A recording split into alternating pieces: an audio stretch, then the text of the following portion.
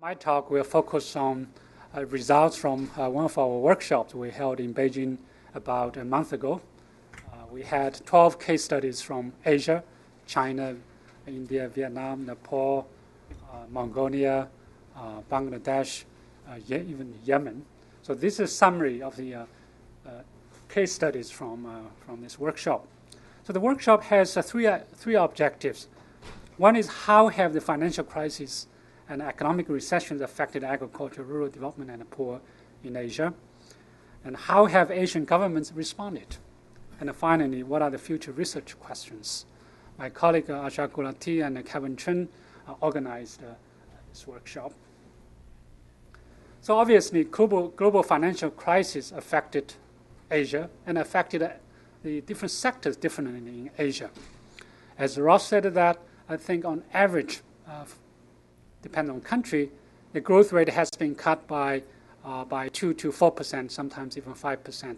Although the whole region have continued to grow, but the growth rates have been slowed down and have been cut down to 3 or 4% on average. So China and India's growth remain to be strong. China last year has 7 or 8% per year. India at 5 or 6%. It is expected that for 2009, China's growth rate will be 8 to 9%. The India probably will be 7%. Okay, this is the growth patterns in the Philippines and Vietnam. This probably is in large with the patterns in other countries. So the agriculture growth also declined, but it has not declined as much as other sectors. So agriculture is affected, but not much. And we also see the resurgences since mid-2009, Vietnam and Philippines. And for China, again, the pattern is similar to other countries.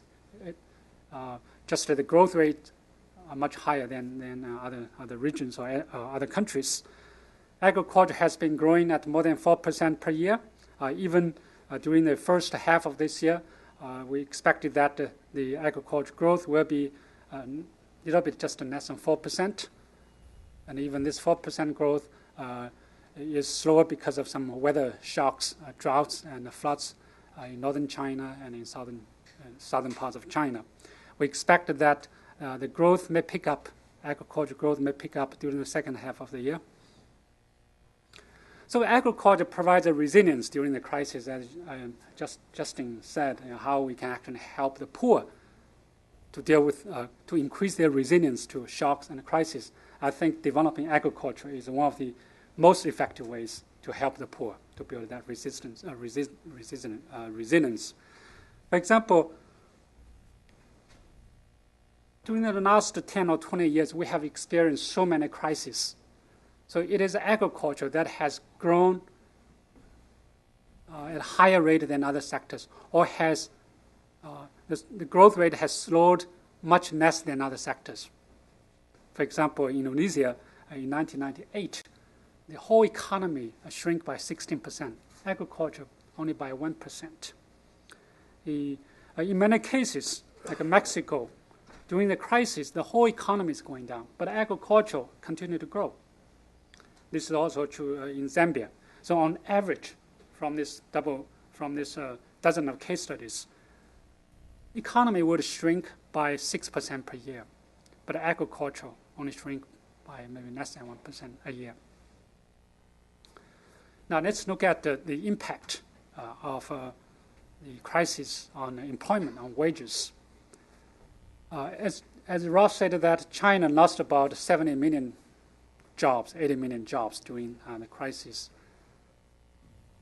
But for rural areas, more than 20 or maybe even 30 million people returned to their hometown because they lost their jobs in coastal areas. Or 70, 80 probably the total loss. But half of that are the rural migrants that have returned back to their hometown. This is also true for wages and working hours in some of the countries, for example, Thailand and China. So you see the wages have been reduced. The working hours have been reduced during the crisis. It's very surprising to see that the remittance has not been affected much. we have actually seen some slight increase in remittances in 2009. So one of the hypotheses is that the migrants may use remittances as a coping strategy. So during the crisis, the migrants may send more money to their hometown, so their folks there can deal with the crisis. Another hypothesis is that before the farmers go back to their hometown, they wire the money to the local banks. So you see increased local deposits in their community. But the impact on poverty, on undernourishment is clear. So in all regions, more than 10% increase in undernourishment. Particularly for Asia, the absolute number is large. More than 60 million people have increased into the undernourishment pool, just 60 million. Then in terms of absolute number of poverty, look at Asia, the absolute number of poor has also increased due to the crisis. If you compare the number between 2008 and 2009, particularly in South Asia, so more than 20 million people have come back to poverty. So how government responded? Many Asian countries responded by introducing stimulus packages. China obviously has the largest stimulus package, about $600 billion, accounting for 30% of their GDP. Even Bangladesh introduced some stimulus package, although it is very small, only 500 million. India, about 3.5% of the GDP, and Vietnam, 8.6 billion, so 12% of the GDP. So various countries have introduced the stimulus packages to stimulate their economic recovery. But some trade and monetary policies have also been introduced. For example, in the case of Bangladesh, they have really increased the export subsidies, jute by more than 7%, another goods 15%, shrimp and other frozen fish about 10%. And India depreciated its currency by 15%. And Pakistan have introduced a ban to export wheat and introduce subsidies to import wheat. And for China, among the total package, more than $100 billion is used in agriculture. So $100 billion. That represents a 75% increase of the government spending in agriculture between 2008 and 2009. Just during the first half of the year, the increase is more than 75%. So these subsidies were used to promote agriculture production through subsidized grain production, for subsidizing seeds and machines, tools, and export tax rebate have also been introduced. India as a particular example. So India has really introduced a large agricultural stimulus package in 2008, 2009.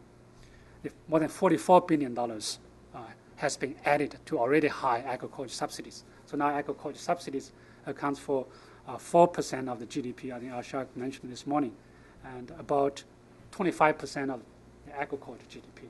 So it's huge subsidies. And these subsidies are introduced because of the different interest groups, but not necessarily pro-productive or productivity. As a result, so the central government deficit has increased to almost 7%. The total deficit, including local and central, is about 13% of their total GDP in 2008, 2009. That figure will be even higher in 2009. So the key messages. So overall GDP growth has slowed down. It is very clear. But it recovered faster than any other regions and faster than we thought. The agriculture growth has been affected the least. And agriculture has provided a buffer during the crisis. Remittances has not been affected much, but there has been a migration and unemployment or underemployment. The South Asia's poverty has increased in particular. I think South Asia needs particular attention during the crisis. The government has increased its spending in agriculture, but not all are necessarily productive. You can see lots of subsidies and lots of debt wave for smallholders. And slow agriculture growth in South Asia, particularly in India, is also a result of the weather shock that points to Justin Lin's point. So how we can invest more in agriculture to reduce the shock due to weather. So irrigation and newer varieties. I think irrigation is probably more important than introducing drought-tolerant varieties. Well, as a policy research institute, we always ask for research questions. What are the research questions? So we do need to rigorously assess the impact on agriculture, food security, and poverty reduction. I think the simulation is good, but simulation is not enough. We really have to connect the first-hand information, data. And based on that, we analyze the consequences and offer the policy options. And how to prevent a stimulus package from creating bubbles. I think we have not seen that sign yet, but if we are not careful, the bubbles can be easily created, particularly in emerging Asian market.